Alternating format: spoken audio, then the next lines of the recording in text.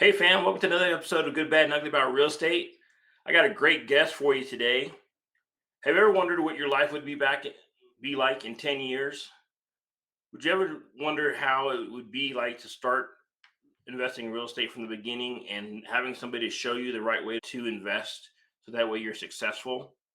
My next guest does exactly that. He has a community, he has a lot of partners to help him prosper in investing in real estate. So help me welcome to the stage one of my partners and a mentor of mine of sorts, Mr. Pace Morby. Jose, man. Woo! What up, brother? Good, Come the on, good, the Pace. bad, and the ugly about real estate. I love it. So, what a great title. Yeah, I think I stole it from you. You talked about it, I think, in Squad Up, saying about real estate's not just good. There's good, bad, and ugly about real estate. I said, you know what? I like that title, and I'm going to steal it. Smart man. I freaking love it. Smart man. I'm going to start because I'm a subscriber to your new newsletter and goes into what I'm doing. So I want to first publicly thank you for coming up with Creative Campus. I'm one of the guests, or excuse me, one of the instructors on it, and I teach networking, which kind of brings me to the vlog that you put on your newsletter this morning. And so, can you help people understand the power of networking? You brought something up that because of your networking, you maybe be able to bring something special to our community. Yeah, of course. So, you're talking about the vlog I just did. Was it the phone call I had with Laura Byers where she called me out of the blue? That call? That one, yeah, that was the vlog. And then you were at, was it Everbrook? Everbook. You're talking about. It was about a week ago, so you might. Yeah, so I was in San Diego and I decided, hey, let me take my Osmo on the road with me, just vlog my day. Sure. And a couple of things that's really interesting. Everbowl is what you're talking about. Yeah, sorry. So the power of networking is pretty special because there are people out there doing things bigger than you. In fact, I was on a run yesterday, and as I was running around my neighborhood, you can imagine there's a lot of big houses and people that have made a lot of money in their life. But this neighborhood was a neighborhood that I've driven through for the last 30 plus years of my life. When I was younger and I was driving through it with my friends at the age of 16, 17, we just got our driver's license. None of us came from any money.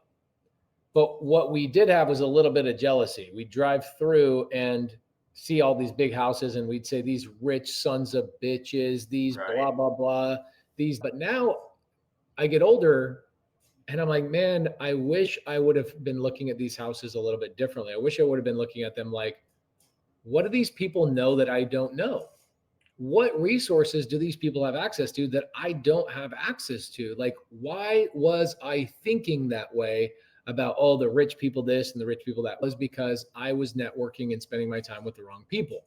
I was networking and hanging out with people that didn't have resources and didn't have skills and didn't have the motivation to go and get them. Or better yet, it's not maybe the motivation, it was maybe the lack of guidance, the specific guidance that people needed in order to get some of that education. So networking is powerful because you get to meet those people that have done special things in their life. And instead of you going and trying to figure it all out, you get the cheat code by taking all their knowledge of them spending 10 years on it. A couple of really good examples.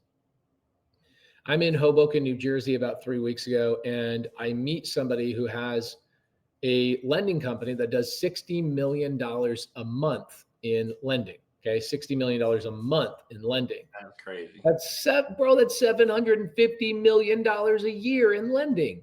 That's insane. And if all they did was make 1% of that lending as a fee, their lending fees would be $7.5 million in income, net income in their pocket in 1 year. So I could go home and Google it and buy a course and do all these things and read a book and read a book and read a book and then go to a seminar about it. Or I could just go, hey, dude, will you help me understand the cheat code of what you wish you knew over the last 10 years to go faster?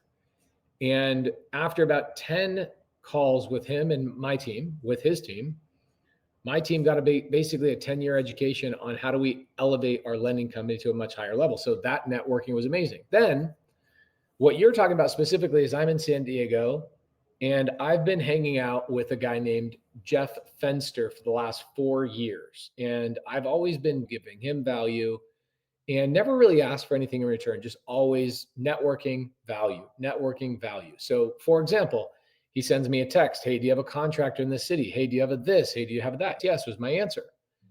Networking with those people is how I was able to give him those resources, right? So Right. networking is a useful tool because now these people with the things he needs, I can deliver those things to Jeff. Jeff, after years of seeing me, he calls me up and he says, Pace, I want to work out a deal where everybody in Owners Club gets a franchise from Everbowl where I finance it 100%, their location, their build out, their franchise fee. I want to go and bring that to 500 plus people in your owners club so they can all be an Everbowl owner. And I'm like, bro, that's like literally a $20 million gift, Right. maybe even more. And he's like, oh, it's more. And he goes, I just want to thank you for helping me and all the years you've spent networking and giving me resources and giving those to me to help elevate my growth. I want to come back to you and give you something back in return. Now, I can then now take the resources and the relationship I got from Jeff, and I can go to people in Owners Club and go, let me give you all $100,000 gift, a relationship that required other relationships to then get the thing that I needed from that person to then give that relationship to my new relationships. Bro, like network, I just gave you the cheat code right there. Networking is how I make millions of dollars and how I can change other people's lives. And it's that important. It is that important. Yeah, I want to make sure everybody understands this. If you listen to Pace, he said he spent, and it wasn't like intentional, but it is in a matter of speaking. He had this relationship for 4 years and just kept giving and giving and giving, not looking for anything in return. And because he gave so much of himself, this relationship, this person felt like he wanted to give back from all the things that he got from Pace. So when you network, don't always go looking for what they can do for you. You should be going intentionally looking what you could do for them because you never know what you're going to get back in return.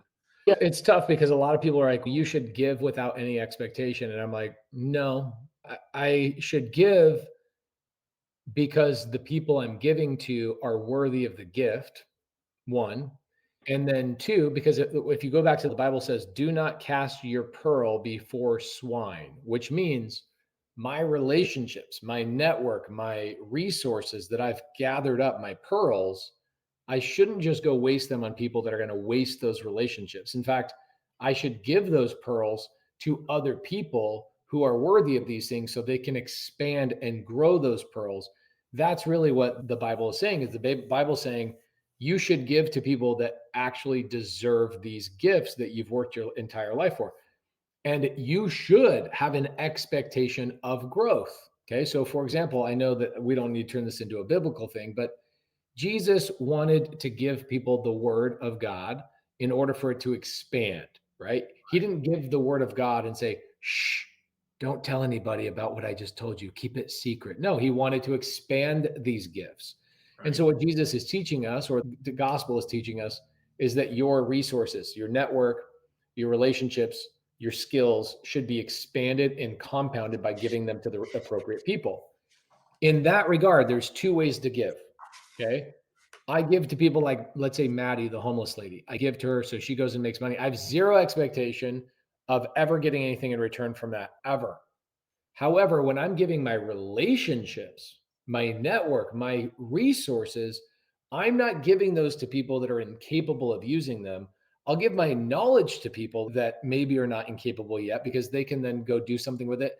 But I didn't waste my relationship. So I give my relationships to relationships that can actually expand those and actually do something with it. So, for example, somebody might go, that's messed up because shouldn't you just give to everybody with no expectation? No, because here's the thing is I have a contractor, let's say it's been with me for 15 years and he's looking for more work because I can't keep him super busy. Somebody reaches out to me and says, Pace, I'm brand new to fixing and flipping. Do you have any contractors? Should I give him a 16-year relationship that I'm not sure if this person will be able to pay these bills?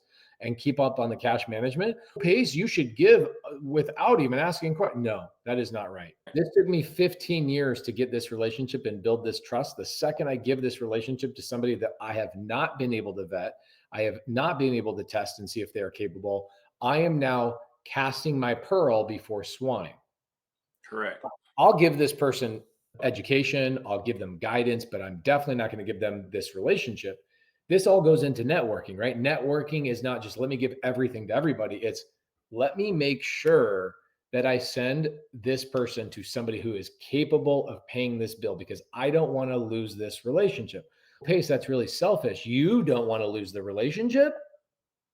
Yeah, because if I lose my relationship with Chava, I can never utilize that as a resource for the next person because Chava will no longer trust my judgment. So I got a text message this morning, actually just popped in a couple of minutes ago. Check this out. This is really funny that you brought this up. So there's somebody in Owners Club and his name is Thomas. He sends me a text and he says, Pace, I have a guy who has 16 RV parks himself and manages another 12 parks, primarily all in the Southeast. He asked me to introduce the two of you to see if you could partner on some upcoming projects. I want to run it by you first before I connect you to. I'm like, wow, I respect that. Thank you for not wasting my relationship on somebody and not just putting us together and then putting this unrealistic expectation on me that I now have to go help this guy. Sure. So I reply back and I said, I don't partner with people outside of our community. I'm sorry. I have other people I should be spending my time with, not some random guy you met on the street. And he's, wow, thank you for telling me that. I'll let this guy know. So Yep. you got to be careful when you are networking. You want to make sure that when you are networking, remember you are gathering up gems and bars of gold, and these are treasured relationships. You want to make sure you're using them properly, or else you're going to lose them. Totally agree. So I got another question for you. What is a deal you completely botched, and what did you learn from it? I've botched a lot of deals. Let's see. Most of the time, I've botched deals were on fix and flips where the team was not super busy, and I said yes to things I shouldn't have said yes to because I was like, it'll work out. I had this thought process, like everything in my life has always worked out, so I always still have that belief. And I've bought flips in the past where they didn't work out and I broke even, or I wrote a check for 20 grand to get rid of them because I really wanted to keep our people busy. Right. And I look back on those and I actually go, would I have done it the same or would I have done it different? And the reality is, I would have done it the same. And here's why for me, and this is my perception, not other people's. Sure. I'm not saying it's right, but it's right for me. I did keep my people busy. And those people got a paycheck and they are still with me 16 years later. So for me to go, I shouldn't have done that, I could argue that I should have. So on flips, that's usually where the mistakes are made is when you're trying to keep people busy. On other assets, I made a mistake buying a deal in Corpus Christi a couple of years ago before we inspected the plumbing. And I actually ended up going back to the seller and gifting the property back to the owner, going, I'm not going to buy this deal anymore. It was a seller finance note. And I went back to the seller and I go, this is a year after owning it and a year after making payments to the guy. I said, you're taking this property back because there's no way I can make money on it. The whole entire sewer system, $500,000 needs to be redone. And I failed to do my inspection. So you keep all the years worth of payments and take the property back. And he goes, okay, cool. I was waiting for this day because I knew you did not inspect the plumbing and you were going to run into the same problem. Thank you for the years worth of payments. I'm taking it back. So I lost like $150,000. That's crazy. Yeah, bad things have happened to me because I didn't do my due diligence. But guess what? I learned and I know things and I have stories to tell the next seller. So let's say a seller says to me, how do I know I can trust you? How do I know that you won't screw me over? I can go, let's go talk to this guy in Corpus Christi that I made payments to for a year. And then I found something I couldn't handle and I gave him the property back. And I never went into default. In fact, I lost a year's worth of payment on a property. Guess what I get now? I get a lot of credibility. These stories are what make me successful because I can go into sellers and have these stories with them that are real and they're legit. And I can have the confidence to say, hey, new seller, call my old seller and have a conversation with him and ask him if this is true that I made payments on a property for a year and then gave it back to him when I realized I wasn't going to be able to handle it. Right. And I haven't had to do that, But I'm just saying I will be able to at some point be able to call this seller and say, "Hey, will you vouch for me that I've done everything I said I was going to do? And that I've made my payments. And when I couldn't handle it, I told you I couldn't handle it." That's pretty magnificent. So again, these are investments into my future of knowing I failed on a deal, but I won at life, if that makes sense. Absolutely. And like you've always told us, it's like third party validation, right? And again, another story to tell. I was on one of the No One Left Behind challenges, and you structured, or at least you told us about a deal that you structured where you took a investor's 1031 exchange to utilize for a deal, but you were making payments back to their 1031. Crazy structure. So Mhm. that leads me to my next question is like, what is the most creative deal you've ever done and how did you structure it? Man, I've done a lot of creative deals. Let's see. No.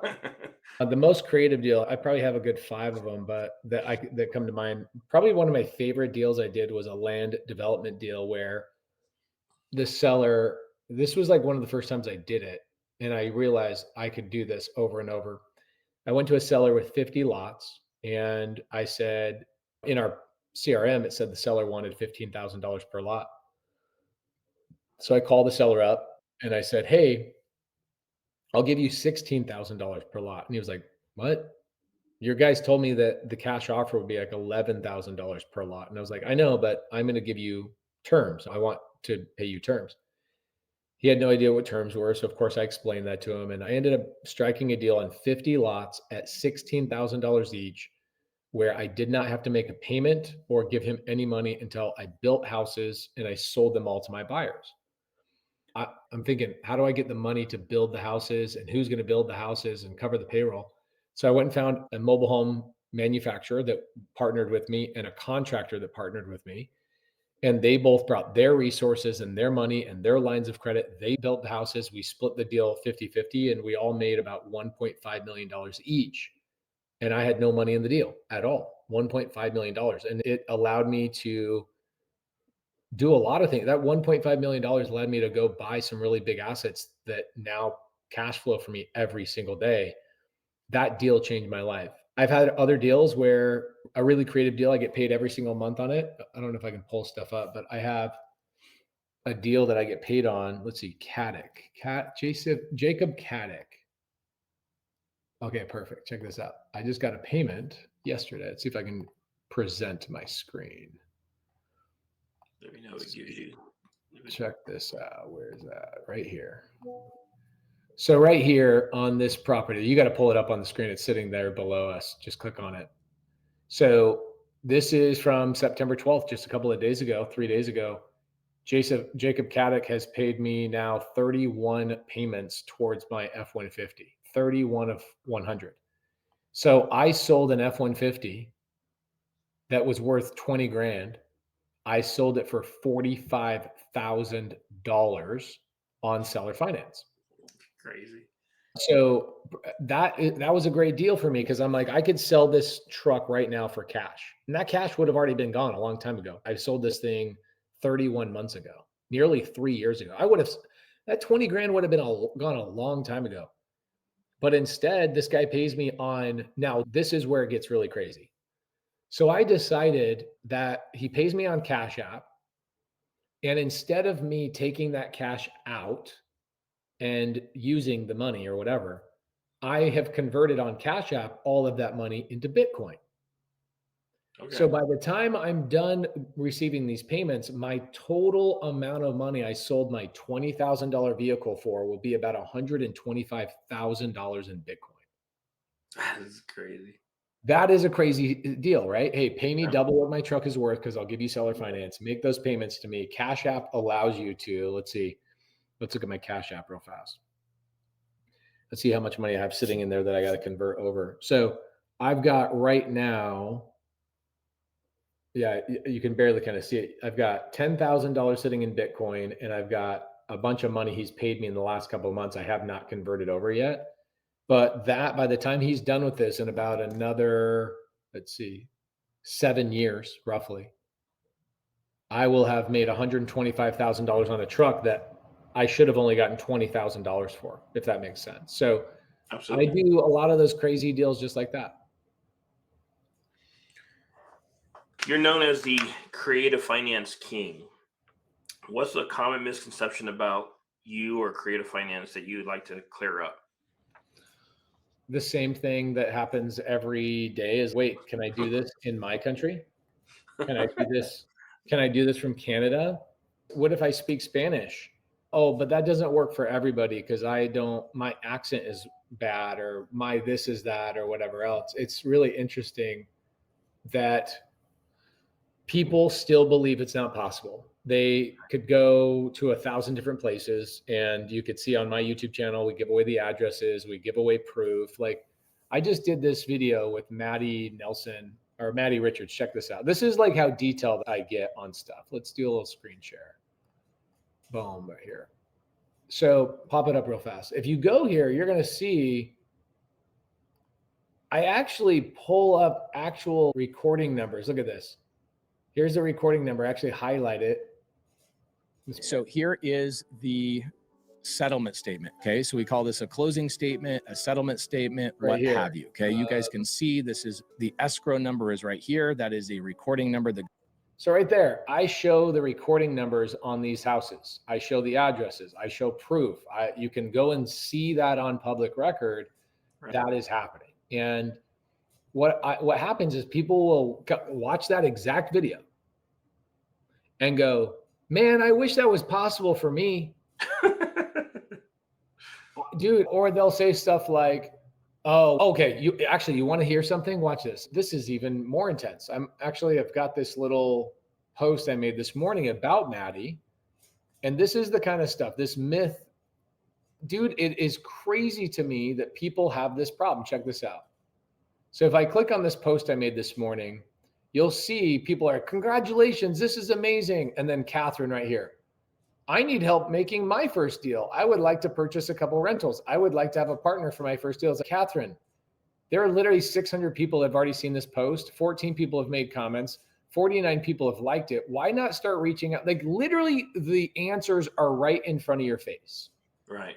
And what she's waiting for is, watch, I'll even say, what are you waiting for? You have the SubTo community that will help you out. And what will happen is she will do nothing. She'll take no action. She'll take no action. And it's the same thing that yesterday I made a post on Instagram that got 100,000 views.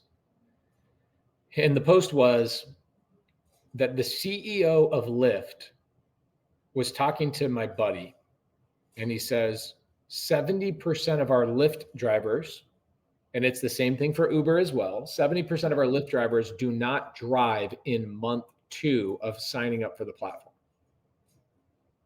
And doesn't that get you like really thinking? Like, what could that be? Is it they had unrealistic expectations? Oh, I'm going to make $10,000 a month. Right. Is it that they need to be educated on how to do their routes and their time blocking properly? Yeah, probably that's definitely part of it. Or is it just that that's the nature of human beings, is that 70 to 90% of people might attempt something for 30 days, but nobody actually sticks through it? And that really is the thing that is the most common misconception, is that people think, oh, I want 6-pack abs. Okay, great. So you think you should just do 2 sit-ups? Or do you think you should do 200 sit-ups per day for the next year in order for you to even have a shot at it? This is actually one of my favorite quotes. Funny enough, it's on my desktop. Let me show this to you real fast. I love this quote. So good, Jose. Check this out. Pop that bad boy up here. This is the simplest thing in life. This is from Grandma. She says, my dear boy, either increase your sacrifice or reduce your desire. It's that simple. I love it. That is awesome. Everything in life comes down to that, doesn't it? It's literally that simple. Either increase your sacrifice, right? I'm going to wake up a little bit earlier, or I'm going to communicate with my spouse and say, hey, sweetheart, I need 2 hours a day where I just focus on this real estate thing for the next year for me to get some traction. I know it's the thing for our family. So that's sacrifice, communication, hard conversations. Increase those, or just stop telling yourself you're going to do anything cool. Because that's where anxiety sets in, is where you go, I told myself I was going to do these big things, but I'm not willing to do the sacrifice. You know what? Tomorrow's the day. Tomorrow's the day. Tomorrow's the day. It's like, well, maybe you really don't even want it that much. Maybe you really don't want it that much. And maybe you should just be okay with saying, I'm going to reduce what my goals are so I can accommodate what level of sacrifice I'm willing to put in. And now you can live a happy life. For me, my sacrifice is great because my desire is great, and I can match those two things up, and that's why I win. And it really comes down to that. Look at Maddie, this homeless lady. That belief was dispelled, which is her sacrifice was so big. One, because she had no other choice. She was getting kicked out on the street, and that desire was huge as well. She made sure that they matched up so she could go get her first deal. Yeah. If anyone hasn't watched this series, you need to go watch this. This series shows you takes away all of your objections. Oh, I don't have the right phone. This lady didn't have the most updated phone, right? What did she have, like a flip phone at the beginning, didn't she? She still has it. She's gotten 2 deals now with it. She has a broken phone from 2018. Like the screen is so shattered that she can barely even use the screen, and she went out and got a deal. So your tech has nothing to do with it. Yep. She was using coffee shop Wi-Fi. She didn't even have her own Wi-Fi. So any excuse you could say that why you can't get a deal is just as that an excuse. And this series proves that. So if you haven't watched it, go out and watch it. Pace, you give a lot to everybody. And this beginning of this year, January, you started a book club. And in Squad Up, you had Dean on the stage, and he's talked about his 10 things. And one of the books that really affected me was The Who Not How, which is one of his things. What is it, something that's hit you that actually, let me ask this question the right way here. I can't find it right now. Basically, what has happened to you that's actually influenced you the most? It's always being around other people that are doing big stuff. Like sometimes people come to me and they go, man, you're doing so many amazing things and you have this clear vision and you're like seeing things in 3D and stuff in 15 years in the future. And then I go have breakfast with Gary Vee the other day and I felt small. And I realized I was playing small, and I'm allocating my time and my energy on things that are not appropriate, because where they were appropriate 5 years ago, I've outgrown them. And so being around other people that have bigger visions than me, I'll be more specific, okay? Because that's too generic. I'm talking to Gary Vee, and he's talking about how VeeFriends and this whole branding thing he's doing. I'm going to be the next Disney. I'm doing a deal with Mattel. I'm doing a deal with such and such comics. I'm doing a deal with blah, blah, blah. I'm doing a deal with such and such. And then I'm doing X, Y, and Z. And I'm going to be on this thing and blah, blah, blah. This guy is playing at another level that I didn't even comprehend I could play at.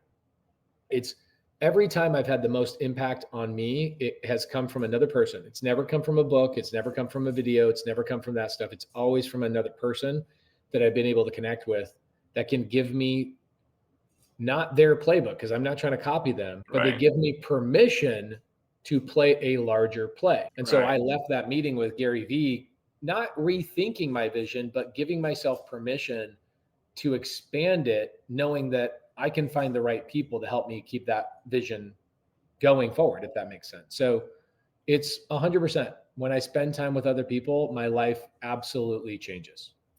Yeah. It's funny to hear you say that. You're such a visionary. And, where most people only think about tomorrow or next week, you're thinking 5-10 years down the road. So to hear that you as a visionary also have sometimes limitations that you put on yourself is interesting to hear.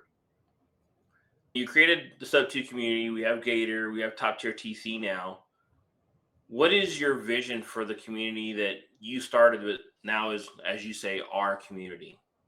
The big vision, like, to keep it really simple, there's a much larger conversation to have than what I have another couple of minutes. But the vision is having the ability to be a full-fledged economy. For example, if I join SubTo and I'm just a lender, I could just have all my lending opportunities inside of SubTo instead of me going out and finding them and cold calling and building an outside business and just learning. I don't want to be an educator. I want to be an actual economy where people, like the baker gets his shoes fixed across the street. The guy who fixes the shoes goes to the bank. The bank also buys bread from the baker. That is an economy where everybody's all cohesively working together to benefit each other, right? Sharing in the wealth. Right. And that economy has been going on for 4.5, 5 years. It took us about 6 months in SubTo to really get that economy started.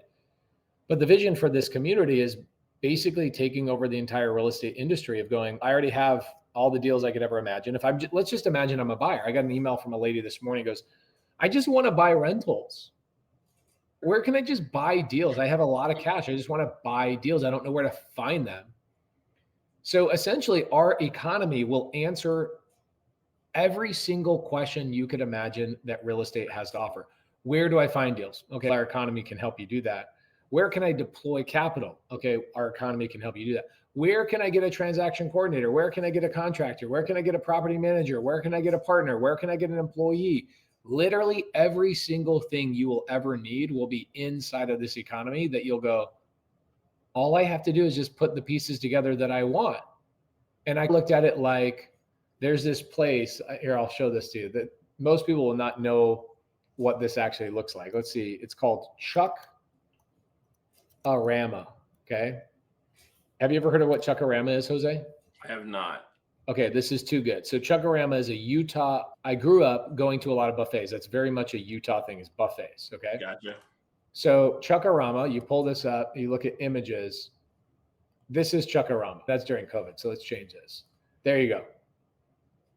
This is the economy I want people to be able to walk into our community and go, oh, I got a SubTo deal right here. Oh, I got a cash deal here. Oh, I got a lender right here. Oh, let me just fill up my plate with what I want my plate to look like. One person's plate's going to look like this. Another person's plate's going to look like this. And basically it's a fully catered experience that you want. And then you got instructors like this cooking up this stuff. So that's you, Jose Cortez, just cooking up all the dishes for people. And this is an all-you-can-eat smorgasbord of just amazingness is basically what the economy would be. Now the biggest challenge you actually have is, what do I actually want? You now have to answer the question, what do I actually want? You go into SubTo right now, and it's already overwhelming. You're like, wait, do I want heirloom tomatoes or do I want tomatoes? The good thing is, before you join SubTo, you go, man, I really wish I could get my hands on tomatoes. You join SubTo and you go, I got heirloom tomatoes, cherry tomatoes, regular tomatoes. I got ripe green or you got the thing. And so people go, I'm now overwhelmed. What tomato do I want? Like, you said you wanted tomatoes. How about we just take a bite of this one? And you can take a bite of this one. You can take a bite of this one. I don't want to waste anything. Baby, it's all you can eat. Let's go. So the economy of SubTo Gator Top Tier TC is basically like an all-you-can-eat buffet for the rest of your life. That's the big overarching vision. And then the Owners Club members are the faculty or the people who own that with me. And we all benefit at a higher degree than most people are just consuming, if that makes sense. And then Chuck-A-Rama, they went off and they built other restaurants and they expanded and they did all sorts of things, other restaurants you have heard of. And that's what Owners Club would do, is essentially do that in the business buying world and do that in other places. So it's a full-fledged all-you-can-eat economy. I love it. And you're making it even more easier for people because you, with your vision, curated creative listing where now people can go one location for all their buffet needs. Actually, I got an update on creative listing today, which is something that we all own together in Owners Club. Creative listing, now we just updated a couple of things. Let's pull this up real quick. Creative listing, now you can click on these buyers and it will tell you more about them. Here's Rob M. He's looking for an investment property, max monthly 5,000, max down payment 25K, 1 bed, 1 bath. You can just go around here and click on the people that are looking for deals. And now you know exactly who, what, how much they can afford, etc. Look at this. Joe B has $150,000 down. Liz A has $75,000 down payment. What a cheat code this is. You want to go make money? These people are literally telling you how much money they have access to, and it makes that easy. And then I got a text message this morning. Let's see if this will pop up. Let's see. You tie that in with all the bird dog training you've done. Nobody can have an excuse. Nobody has an excuse. Yeah, I got a text. Let's see if I can find this. Chaz We got Ingrid and Roz this morning sent me a text message. Let me pull this up real quick. And they said, hey, we just trained Pace GPT on only creative listing. And here you go. We now have Pace GPT only trained on creative listing is now there for customer support. So if you are somebody saying, I'm not in the community, but I want to sell deals here, or I want to buy deals from the community, or I want to get my primary home, Pace Morby will walk you through how to do, what to do, et cetera, et cetera, et cetera. And all of these things are constantly being upgraded on it. This is this morning. This is just a new update from as of 6:45 a.m. So there's so much coming down the pipe for people inside of our community. And we are inching towards what I would say is going to be a full-fledged economy in the next 24 months. Recent societal actions with the loss of Charlie Kirk is tomorrow's never promised.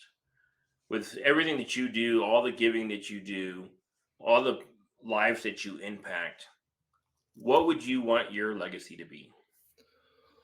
My legacy, besides your kids, because I know they're your legacy.